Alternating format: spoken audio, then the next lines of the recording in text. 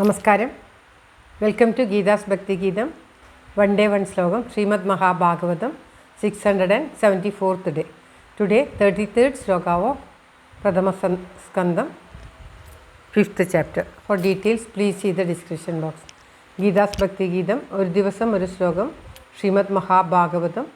ഇന്ന് 674 ദിവസം.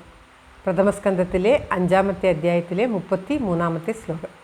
ഓം നമോ ഭഗവതേ വാസുദേവായ. ഓം ശ്രീകൃഷ്ണ പരമാത്മനേ നമഃ. ഹരിശ്രീ ഗണപതയേ നമഃ. അവിഘ്നമസ്തു ശ്രീ ഗുരുഭ്യോ നമഃ. ഓം തത്സത്. കൃഷ്ണം നാരായണം വന്ദേ, കൃഷ്ണം വന്ദേ വ്രജപ്രിയം, കൃഷ്ണം ദ്വൈപായനം വന്ദേ, കൃഷ്ണം വന്ദേ പൃഥാസുതം. ശ്രീപരമാനന്ദനാഥനായി അദ്വൈതദീപമായി, മോക്ഷേക്ഷു വൃന്ദമന്ദാരമായി, കാരുണ്യവാരിധിയായി വിഭൂദേശനാം നാരായണൻ മമ മന്ദത മാറ്റണം. ഓം തത്സത്. ശ്രീമദ് മഹാഭാഗവതം പ്രഥമസ്കന്ധത്തിലെ 5ാമത്തെ അധ്യായത്തിലെ 33ാമത്തെ ശ്ലോകം. ആമയോ യശ്ച ഭൂതാനാം ജായതേ യേന സുവ്രതാ തദേവ ഹ്യാമയം ദ്രവ്യം ന പുനാതി ചികിത്സിതം. ആമയോ യശ്ച ഭൂതാനാം ജായതേ യേന സുവ്രതാ തദേവ ഹ്യാമയം ദ്രവ്യം ന പുനാതി ചികിത്സിതം. ഓം തത്സത്. ആമയോ യശ്ച. ഓം തത്സത്.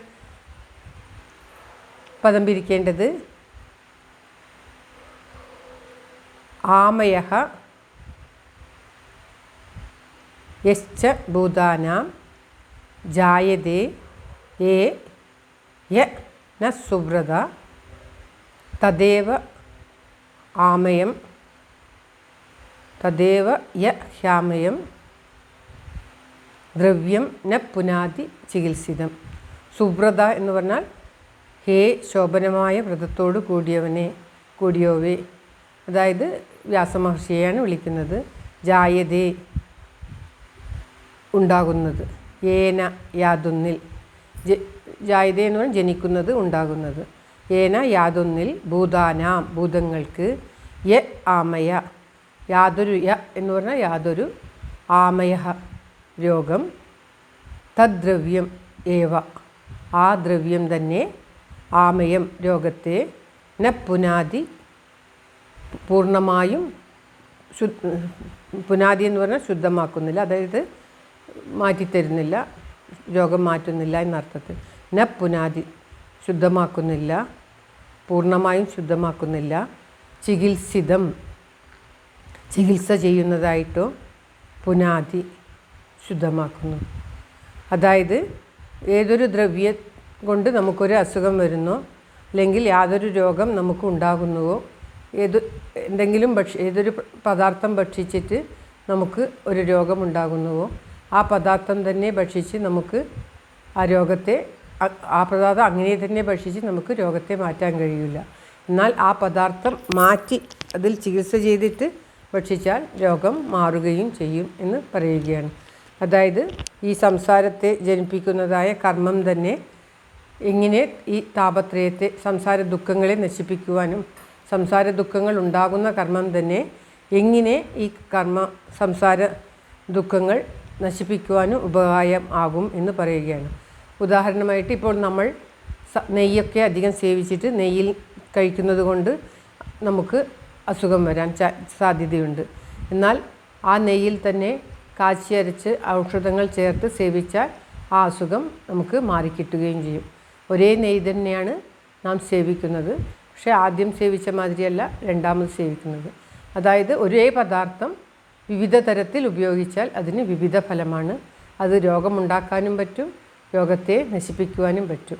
അതേമാതിരി കർമ്മങ്ങൾ നമുക്ക് ഈ ലോകത്തിലേക്കുള്ള ചവിട്ടുപടി, ലൗകികത്തിൽ മുഴുകുവാനും നമുക്ക് കർമ്മങ്ങളെ കൊണ്ട് സാധിക്കും.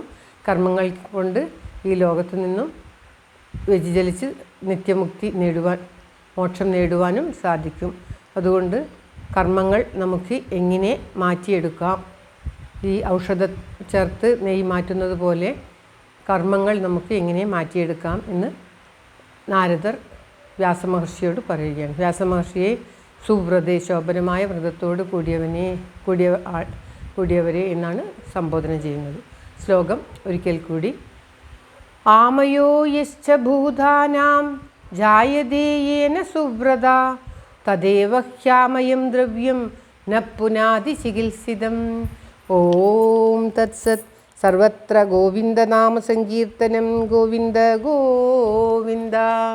എല്ലാവരുടെയും നന്മയ്ക്കും ആയുരാരോഗ്യ സൗഖ്യത്തിനുമായി പ്രാർത്ഥിച്ചുകൊണ്ട് ഭഗവത് സമക്ഷം ഈ ശ്ലോകം സമർപ്പിക്കുന്നു. Geetha Rajan. Thank you for watching. All the best. Have A very very nice day. God bless you. ദൈവം അനുഗ്രഹിക്കട്ടെ. എല്ലാവിധ നന്മയും എല്ലാവർക്കും ഉണ്ടാകട്ടെ. ഓം തത്സത്.